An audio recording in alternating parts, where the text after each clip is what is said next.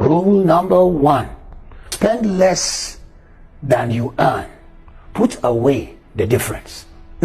Spend less than you earn. Put away the difference. Someone had said, if you cannot save in the days when you earn £1, you will not be able to save when you earn 1,000. It is an habit you need to develop. Being able to spend less than you earn. No matter how small your salary is or your income, you've got to break this habit of spending everything and complaining that, oh, I just cannot live on the little I have. You see, putting it in business will even create exponential growth. If you spend less than you earn and you take that left over and you put it in a business or some investment or a savings. And if the savings, for example, savings account in most countries are very, very low as 0.5% to maybe 2% in some places where it's higher. And it's never matching with inflation. Therefore, you could put your money together, buy treasury bills with your country's government. And you'll be amazed when it's a treasury bill from your country's government or a government bond, it is guaranteed whatever interest they put on it. So, this first rule is the reason why many people become prosperous. They learned from the beginning not to spend everything they earn. Why? Because earning years must take care of your yearning years. Earning years must take care of your yearning years. In the good book, the Bible, we have 3 cases that make us understand something about spending less. A king, the Pharaoh of Egypt, had a nightmare. I think it's not a dream, it's a nightmare. When 7 fat cows are swallowed by 7 thin cows, that is a nightmare.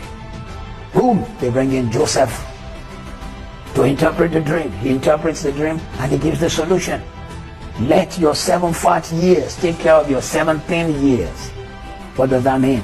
In the days when you earn, put something away, because lean years will always come. If they don't come when you're young, they come when you're older. Spend less than you earn. Second illustration. The great wise King Solomon says, go to the ants, you lazy man. Ants in the summer carry food more than 10 times their weight. A mile. They leave scent along the way to their ant hill and deposit the food all through the summer. When winter comes, they are hibernating and having something to eat. You will go through your winter. It is either the winter of unemployment or the winter of age.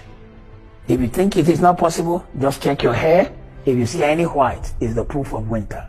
Or even if you don't have one and you're still young, you can have your own kind of winter. Number 2, know your worth, particularly your hourly worth. Let it either motivate you to make more money or to know how to market yourself. What does that mean? In every country that have signed with the ILO, International Labor Organization, there is a universal agreement that no employer must make you work for more than 40 to 45 hours. So using this, our calculus will put the number of hours you work in a year to be 2,000 hours. So your total hours of work every year is 2,000 hours. Now let us assume that you are earning 40,000 pounds. You've got to divide that 40,000 pounds by 2,000. I think 40,000 divided by 2,000 boom, boom, boom, boom, boom, boom, comes to something like 20 pounds per hour. Are you worth more than that? Because if you are worth more than that, then it means that somebody has sold themselves cheap. Therefore, you now need to raise the value of your hour. How do you raise the value of your hour? You may have to raise it by studying, learning, becoming an expert in your chosen field, or finding a problem and solving it. The fastest way to create wealth in any generation, in any culture, is to find a problem and solve it. The reason you and I have made Jeff Bezos the wealthiest man on earth is because he's solving a problem for us through his Amazon. He's not only delivering books, he's delivering goods, he's opening stores. He's created a system whereby his company can practically almost do anything. They're now thinking of manufacturing, producing cars, putting satellites in space so they can sell data to us, sell it very, very cheap. solving problem. That's the reason why Bill Gates will be wealthy. He solved a problem. He put software in our computers. He has never had a manufacturing company. Rather, he solved a problem. Know your hourly worth. And when you know your hourly worth, divide it by 2,000 like I just did. And it will resonate a message to you and make you know if you need to change some things. Number 3, budget. Budget. How do I budget? These are rules of money. You may say, I have it in my head. No, please, sir. Sit down, calculate. My salary is so and so amount a month. Say 40,000, which we mentioned earlier. It means that you are taking home something like 3,200 pounds before tax. By the time the tax man takes his own and everyone take their own, you got home with 1,800 pounds. With this amount left, you've got to budget. Know that when you have that kind of money and you are budgeting, you've got to cut your spending. So let me suggest to you in this teaching on the rule of money, let us assume that you want to spend 50% on living, paying rent, feeding your house, your family, taking care of yourself.